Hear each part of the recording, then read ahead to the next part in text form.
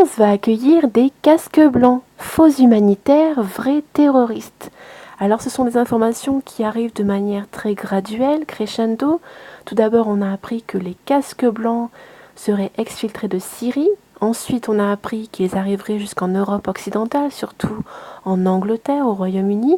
Et enfin, quelques jours plus tard, donc il a bien fallu une semaine pour qu'on apprenne enfin qu'ils vont arriver jusqu'en France. Donc le nuage radioactif ne s'arrête pas aux frontières. C'est un article que j'ai trouvé sur la plateforme de partage Égalité et Réconciliation. La source, c'est RT France. Paris a annoncé le 23 juillet 2018 qu'elle accueillerait un certain nombre de casques blancs, une organisation controversée se présentant comme humanitaire, dont plusieurs centaines de membres ont été récemment exfiltrés de Syrie en Jordanie. Le ministre français des Affaires étrangères a annoncé le 23 juillet que la France prendrait sa part dans l'accueil des casques blancs récemment évacués de Syrie avec leurs familles. Dans la nuit du 21 au 22 juillet dernier, plus de 400 casques blancs, décrits comme des secouristes volontaires, entre guillemets, dans de nombreux médias, avaient été évacués par Israël vers la Jordanie alors qu'ils semblaient pris au piège face à l'offensive du régime dans le sud syrien, selon les termes employés par l'AFP.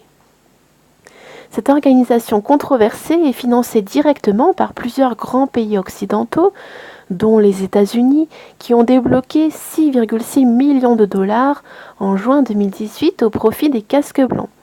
Donc toujours il y a plusieurs fois 6, c'est comme d'habitude. Cette opération d'exfiltration prévoit leur réinstallation dans des pays tiers. La France prendra sa part dans l'accueil des casques blancs et leurs familles et continuera à se mobiliser en faveur de ces personnes courageuses qui ont risqué leur vie jour après jour pour aider la population syrienne, souligne le Quai d'Orsay. Les casques blancs évacués vont être hébergés en Jordanie pendant un maximum de 3 mois avant d'être transférés vers plusieurs pays. Le Royaume-Uni, l'Allemagne et le Canada se sont déjà manifestés pour les accueillir, selon les autorités jordaniennes. Damas, la capitale syrienne, monte au créneau. En parallèle de la position française, le gouvernement syrien a pour sa part fermement condamné l'exfiltration des casques blancs par Israël. Je cite : « Les mots de condamnation ne suffisent pas à exprimer la colère de tous les Syriens face à ces complots méprisables et au soutien sans limite apporté par les pays occidentaux, Israël et la Jordanie, à l'organisation des casques blancs », a fait savoir une source du ministère syrien des Affaires étrangères, citée par l'agence de presse Sana. L'opération criminelle menée par Israël a montré la véritable nature de l'organisation, poursuit la source, assurant que Damas avait déjà mis en garde contre les dangers de cette organisation pour la sécurité et la stabilité du pays et de la région, en raison de sa nature terroriste.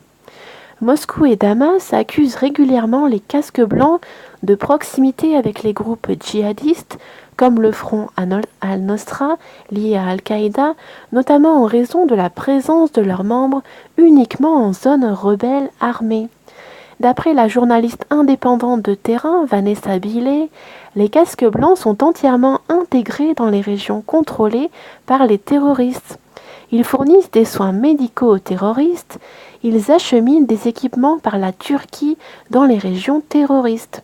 Ils ont été filmés participant à l'exécution d'un civil à Alep. Ils diffusent des vidéos sur leur page dans les réseaux sociaux des exécutions de soldats et de civils arabes. En juin 2017, un membre des Casques Blancs a été exclu de l'organisation après avoir participé à des scènes extrêmement choquantes de décapitation. Fin de cette dépêche. À tout à l'heure.